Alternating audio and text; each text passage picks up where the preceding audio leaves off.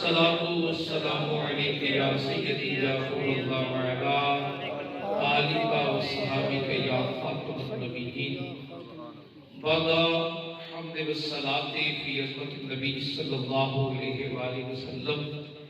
واجب الاحترام عزت مآب معزز حاضرین و سامعین اور صدر محفل جناب عزت مآب قاری و حافظ علامہ محمد طارق اعظمی صاحب، دوستان عزیز، واجب الاحترام عزت مآب اتنے بھی سامعین اور وابستگان حقیقت مندان رضاقیہ شریفیہ آرگنائزیشن جن کے زیر اہتمام آج کی اس خوبصورت بزم کا انعقاد ہے.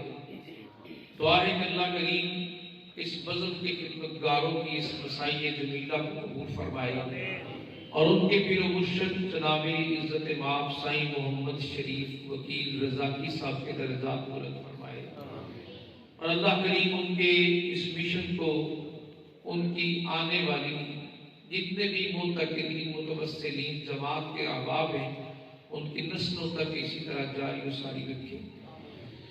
تو آج کی چونکہ محفل کا عنوان تو سب کو معلوم ہے، پہلے سے ہی طے ہے، اتنا بابرکت خوبصورت ماحول ہے اور کافی ماشاءاللہ کثیر تعداد میں احباب حاضر ہیں. اللہ جل وعلا کا بڑا شکر ہے کہ جس نے ہمیں چند گھڑیاں اپنے محبوب صلی اللہ علیہ وآلہ وسلم کی عظمت اور شان جاننے کا موقع عطا فرمایا اور آپ کے ذکر سے اپنے گناہوں کی بخشش کا ثواب نصیب فرمایا. اس کے اعلیٰ اور حسین ترین گھر میں موجودگی کے بعد دوسری رائے کوئی نہیں ہے. ماحول بھی پرنور ہے اور جگہ بھی بڑی شان والی ہے. آقا کریم صلی اللہ علیہ وآلہ وسلم کے عاشقوں، اللہ کریم نے اپنے نبیوں کو بڑی شانیں عطا کی. جس دور میں بھی اپنے نبی بھیجے اس دور کی مخلوق اور اس دور کی امت کی رہنمائی کے لیے بھیجے اور بڑی شان اور طاقت کے مالک نبی آئے. جس دور میں آج ہم بیٹھے ہیں یہ دور سائنس کا دور ہے اور اس دور میں سائنس اپنے کمال کو پہنچ چکی ہے. آپ کا مہینوں کی مسافت سینکڑوں میں طے کرنے کا دور شروع ہو چکا ہے. سپیڈ اور ٹائم اور سپیس پر اتنی زیادہ ریسرچ ہو رہی ہے کہ آنے والے ادوار میں ہم نہیں بھی ہوں گے لیکن لوگ دیکھیں گے آنکھ چپکنے کی دیر میں مسافت طے ہو رہی ہوگی، سفر پورے ہو رہے ہوں گے. جس دور میں بھی نبی آئے اس دور کی امت اور مخلوق میں اللہ نے طاقت اور ذات کے حساب سے مضبوط لوگوں کو نبی بنایا. اس دور کے حسین ترین انسانوں کو اللہ نے نبی بنایا. اس دور کے اعلیٰ ترین مرتبے کے انسانیت کے حامل احباب کو اللہ نے مقام نبوت عطا فرمایا. آپ کیا سمجھتے ہیں کہ اللہ کریم نے اس دور میں سے کسی کو دیکھا ہی نہیں اور ایویں نبی بنا دیا؟ تو نہیں میرے بھائی، اللہ نے ہر اعتبار سے اس زمانے کے حسین و جمیل طاقت اور شان والے رسول بنائے اور انہیں پھر طاقتیں اور قدرتیں اس دور کی مخلوق کی عقلوں اور ذہنوں سے اعلیٰ آتا. جب سیدنا موسیٰ علیہ السلام آئے تو وہ دور تھا جادوگروں کا. یہ جو بار بار آواز آئی تھوڑی کم کر کے آواز تھوڑی زیادہ کر دیں تاکہ سمجھ آئے. وہ دور تھا جادوگروں کا. اس دور میں جادو اپنے سر چڑھ کر بول رہا تھا. اس دور میں رسیوں کو جب انہوں نے بل دے کر میدان میں ڈالا تو وہ سانپ کی طرح حرکت کرنے لگی.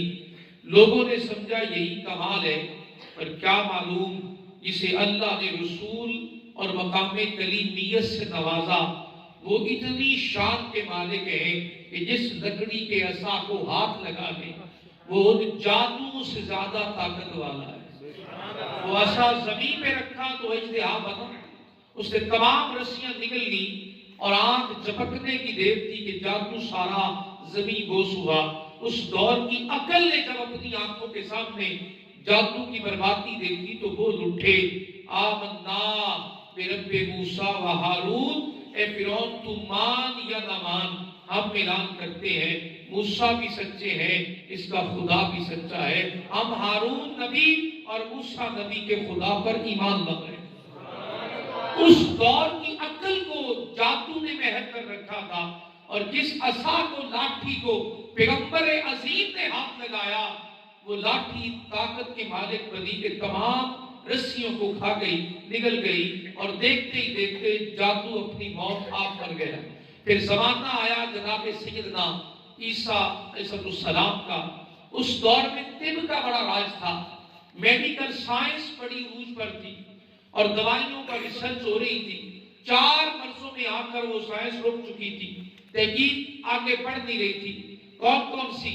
جس کی آنکھیں ہی نہ ہو اور بینائی نہ ہو، ماں کے پیٹ سے مادرزاد نبینا پیدا ہو تو اس کو بینائی کیسے ملے؟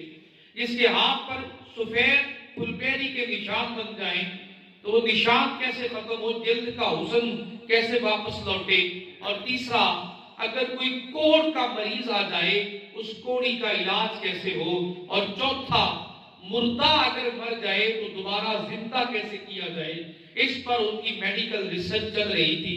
اسی دور میں حضرت عیسیٰ علیہ السلام تشریف لائے اور کیا کمال شخصیت اور طاقت کے مالک بن کر آئے۔ آپ نے کہا لوگوں سنو، جس پر تمہاری ریسرچ چل رہی ہے، آؤ تمہیں میں بتاتا ہوں۔ نبینا تم لے آؤ، آنکھوں پہ ہاتھ رکھوں گا، انہیں نظر آنا شروع ہو جائے۔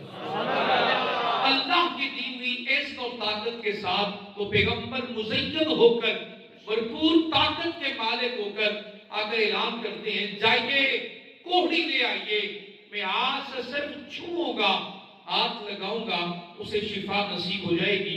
وہ آنکھوں کے سامنے دیکھتے پھلپیری کا مریض آتا ہے، بس زدہ جسم لے کر آتا ہے، جلد کا حسن ختم ہو چکا ہے، بس پیغمبر خدا حضرت عیسیٰ علیہ السلام اسے چھو لیتے ہیں، جلد کا حسن واپس لوٹ آتا ہے۔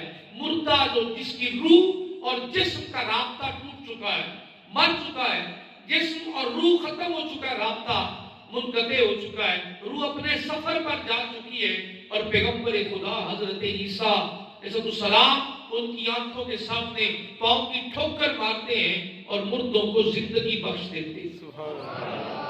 مردوں کو زندہ کرتے دیکھا اپنی آنکھوں کے سامنے تو قوم بول اٹھی، ان کی ریسرچ اپنی جواب دینے لگی، ان کے ہاتھ اور ہاتھ کو سمجھنے لگے اس بات کو کہ ہماری تو اوقات ہی نہیں ہے، یہ شان تو اللہ نے اپنے پیغمبر عیسیٰ علیہ السلام کو عطا کر رکھی ہے۔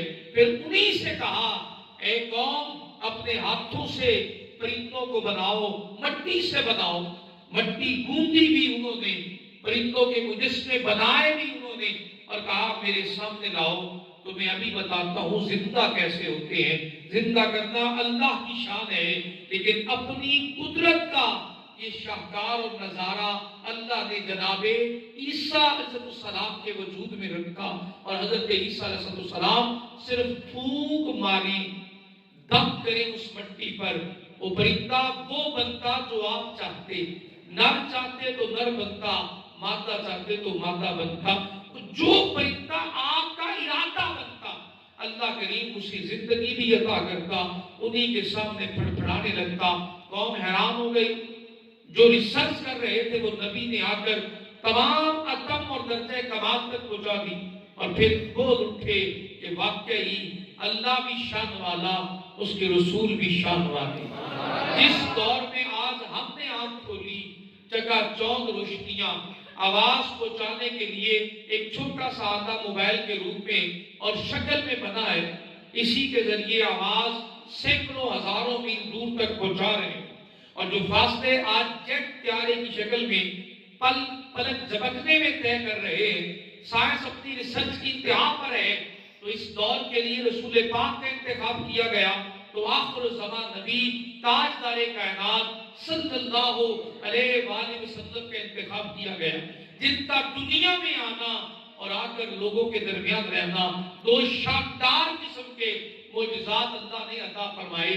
ویسے تو ساری زندگی ہی ذات مصطفیٰ صلی اللہ علیہ وسلم کی کمال ہے، لیکن دو ایسے شان والے معجزے عطا فرمائے کہ جس کے بعد گنجائش ہی نہیں رہتی، کوئی انسان آج کے دور میں نہیں، آج سے صدیاں بعد بھی آئے گا تو در رسالت کے سامنے جھکتا نظر آئے گا۔ پہلا شان والا معجزہ ملا قرآن پاک، جسے آج بھی اعزاز حاصل ہے۔ کوئی اس میں سے ایک غلطی بھی نہیں نکال سکا، زبر اور زیر کا فرق بھی نہیں لا سکا۔ کیوں؟ اللہ نے تمام کتابوں کے بھیجنے والے خالق نے اس کی حفاظت کا ذمہ بھی خود لیا اور قیامت تک قائم رکھنے کی ذمہ داری بھی خود اٹھا رکھی۔ وہ معجزہ ایسا ہے، پڑھنے والا بھی جھوم رہا ہے، سننے والا بھی جھوم رہا ہے، اور اس پر عمل کرنے والا بھی منزلیں پا رہا ہے۔ آنکھیں بھی روشن، دل بھی آباد، تلاوت ہو رہی ہے تو سکون مل رہا ہے۔ اتنا کمال کا معجزہ ہے کہ جس کا اعتراف پوری دنیا کہنے پہ مجبور ہو گئی کہ دنیا کی یہ واحد کتاب ہے جس پر کتنی ریسرچ کرتے ہیں اتنی دروازے، اتنے رابطے کھلنے چلے جاتے ہیں۔ آسان کر کے سمجھاؤں تو اگر کوئی شخص کمپیوٹر پہ بیٹھا دیکھے تو ایک ونڈو کے آگے پھر کتنے راستے کمپیوٹر کھولتا چلا جاتا ہے، بلا تشبیہ و بلا مثال۔ وہ معجزہ نہیں ہے، جو کمپیوٹر سائنسز ہے وہ عقل میں آ چکی ہے تو معجزہ نہیں ہے۔ قرآن تب بھی اس مقام پر تھا، آج بھی اس مقام پر ہے اور کہہ رہا ہے فَأْتُوا بِسُورَةٍ مِّن مِّثْلِهِ۔ آج شعور کی بلندی پانے والے انسان، تیرے لیے چیلنج ہے، اس قرآن کی مثل ایک سورت ہی لے آ۔ اگر نہیں لا سکتا ایک آیت ہی لے آ، اگر نہیں لا سکتا تو پھر مانگ لے۔ بھیجنے والا بھی بے مثال ہے، جس کے سینے پہ آیا وہ بھی بے مثال ہے۔